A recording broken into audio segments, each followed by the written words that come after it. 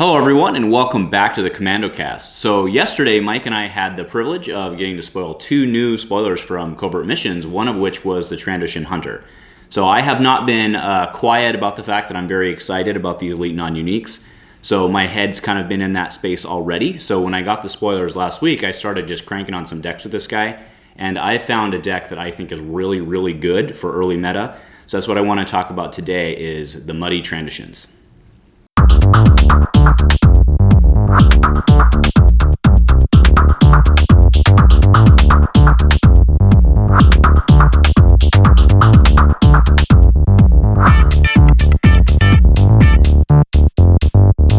Right, so like I said, it's no secret that I've been very excited about the Elite Non-Uniques, right? I've been very excited about Death Trooper. I've got some games up where we've been rolling the proxy dice for those. The Trandoshan Hunter fits right into this mold as well. What really attracts me about these Elite Non-Uniques is just the flexibility and it's really like a deck builder's paradise right now, at least early. There's tons of pairings we can do. There's 5-die options. There's 4-die options with plot. There's big, little options, everything you want to do, right? So one of the spaces I went, I really like the 5-die start just because it brings a lot to the table. So one of the things I was looking at this weekend was using the Trandoshan Hunter and his just amazing, amazing power action. So just a reminder, the Trandoshan Hunter is an 8 health villain, 9/11. He's 1 gun, 2 gun, 3 gun for 1, a disrupt, a discard, and a blank.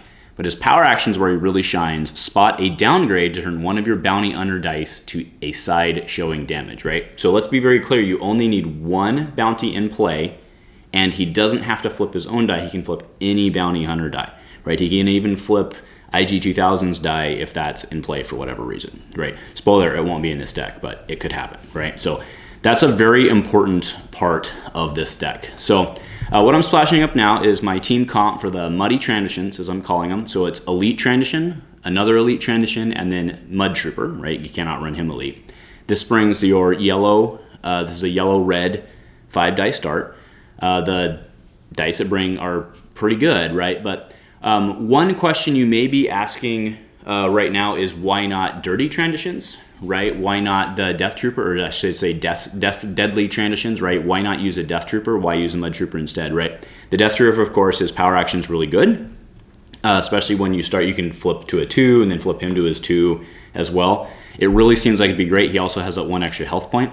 But do remember, we're only getting to flip 2 of the Trandoshan dice, and you're bringing 4 of them to the table, and they only have 50% damage, and a lot of the time you're actually not going to want the 3 for 1 either. So I really just like the ability to re-roll a blank, whether it be the Mud Troopers, or whether it be somebody else's, right? So that's why I've gone with him. I do realize we're sacking a health point there for it. But I think the advantage he brings just with that re-roll may offset it. Doesn't mean we won't be playing both versions or see both versions flying around. The other thing is his 2 base side, I think, is just better than that +2 side on the Death Trooper. Again, if you're flipping into it, then you're planning to use it, of course, but... All right, sorry about that, guys. So, yeah, the base side on the Mud Trooper, I think, is advantageous to the obviously a 2 is preferable to a +2. But I think that the reball combined with the fact that that +2 itself can stand alone if it needs to is good. Because I think when you're playing this deck, right, let's go ahead and actually just look at the starting dice right here. You have 5 really good dice. You, of course, want to try to avoid easy picking. So I think you're going to be playing this deck kind of slow, right? You're basically just going to be resolving your damage as you get it. Whereas with the Death Trooper, right, you'd want to do the power action and like link up the 2 with a +2, which is great, but then that puts you more susceptible to removal. So I think since you're going to be trying to resolve it as you go, I think the Mud Trooper is really just the way to go anyway. So the dice we have here are obviously really good, right? You have, in theory, a turn 1 damage output of 12. I mean, it could actually get higher if you like Rendezvous or stuff like that, right? But it's pretty good right out of the gate. I like it into the droid world where you can just try to drop a character. And I don't know, we'll see where we go from there. So one thing I didn't want to do today is I didn't want to present a full deck list because we know it's going to get blown out of we don't, but we presume with the way that they're bringing more bounty hunters, I presume there's going to be more bounties.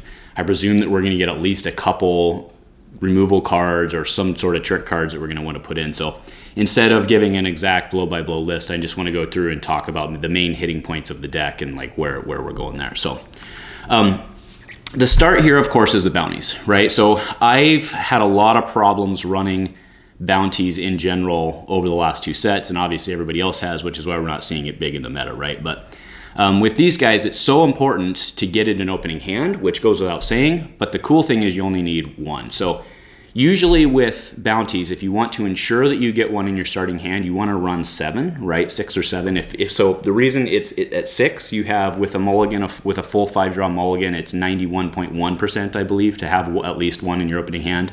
With 7, it goes up to, I think it's just shy of 95%. It's like 94.7 or something like that, right? So I think 7 is the right number. That's actually what I'm playing in my Boba Asajj, because you don't really care in that case if you get 2 in your opening hand. In this case, you do, so I think we're going to stick with 6. I could actually see the case for running 5 or 4, just so you're not double dipping, but I think just ensuring that you have it that first turn is pretty big, right? So that's what I'm going to go with. I'm going to go with 6. We could potentially run 7. We're definitely going with Dead and Alive. 1 in Deathmark. The 0 drops are fine. There is the, I forget the name now, but there is the red bounty as well. You could run that if for some reason you wanted to grab the battlefield. However, in this case, we're going to be running Night Sister Lair so that we can try to get money when we play our downgrades. And because that is an effect when you play, you actually, if that is the battlefield we're using, that downgrade wouldn't get us anything. So I think we just stick with the basics. Maybe if something new and sexy comes out, we can use that or play around with that.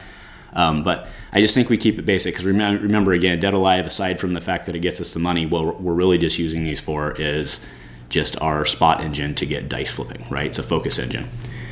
Right, then we're going to go pretty light on the upgrades here. We're going to run the redeploys, right? I love these, right? Donner Bless is fantastic. The A300 will, of course, run Riot Shield. We'll throw on the Mud Trooper and try to soak up damage because we're running best defense and stuff like that, right? But all in all, the upgrade suite stays pretty light because I think we're going to be putting more money than we probably want to into the 3-for-1s, but damage is damage, right? So I think we maintain a pretty low cost curve in terms of upgrades here.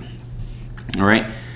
Then we run, of course, the no-brainer is the zero-cost red package, right? We're running Sinister Peace, run 2 of those. I know some people only like to run 1, but we're running Sinister Peace, Measure for Measure, running DM, of course, and then Best Defense, of course, trying to put it into the Mud Trooper to try to keep our Trandoshans alive. All right, so that covers our removal suite and kind of our, I know DM's not technically removal, but it's a tech suite, right? So then moving into kind of our more techie cards, right? Prey Upon, right? Prey Upon lets you take a character with a downgrade on it and remove one of their character upgrade dice. It's pretty great.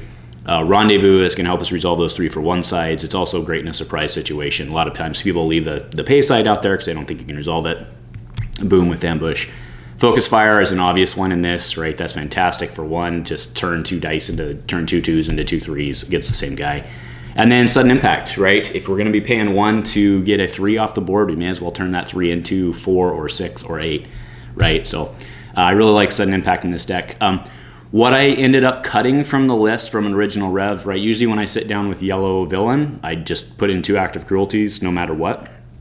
Aside from Sudden Impact, though, we're not really distributing our damage. We're not really generating indirect. We just all have black gun side. So I actually ended up dropping active cruelty in the end. Just didn't really make sense with this unless I was going to start intentionally putting damage on other people, and then that kind of really telegraphs what your play is going to be. So I think there's no place for it here. I think Sudden Impact really just moves into that spot. I just like the flexibility of Sudden Impact because we can always flip to the 3 if we have it, right? We don't have to try and roll it, right? Reminds me back of like the old Talisman vet days when you'd flip to the 3 indirect. They'd just leave it out there because they weren't worried about it and you remove. Or you play Sudden Impact and hit everybody for 2. So I really like that. I'm actually really excited about that play in this deck. I think it's going to be more utility than we think. So that's really the gist of the deck. We want to talk other ways that we can modify this. We could do the one that actually Mike and I had proposed yesterday, and then Kenton Mattos from Washington did actually said we should call it the Dice Commandos deck, but it's Elite Death Trooper in this case. With the 2 Death Trooper die, I think it becomes okay then to do the power action thing, right? Obviously and it helps the points work, right? Obviously you can't run the Mud Trooper Elite. Then a Loose, you could run Loose Elite and a Mud Trooper if you wanted, and then the Elite Trandoshan. So the reason I want to just get 2 Trandoshans on the table is just for the dual power action, right? That's 2 free focuses. That's pretty good. So So I do think this deck's preferable even to the rainbow version. I realize that bringing blue to the table, of course, introduces Forsaken and Hidden Motive, which are no joke in like a 5-die deck when you've got single die characters. That said, I think that the toolbox aggro-ness of this just really gives you a lot of ways to punish different people, and I think it's going to be really strong. So I don't know. That was my first take with the Trandoshans. I'll be interested in get both versions. That is the Muddy and then the Deadly, right, with the Mud Trooper and the Death Trooper. I'll be interested in getting both on the table and see how they work. So let me know what you guys are thinking. Let me know what else you guys are excited about with them. And nothing else. Go Commando.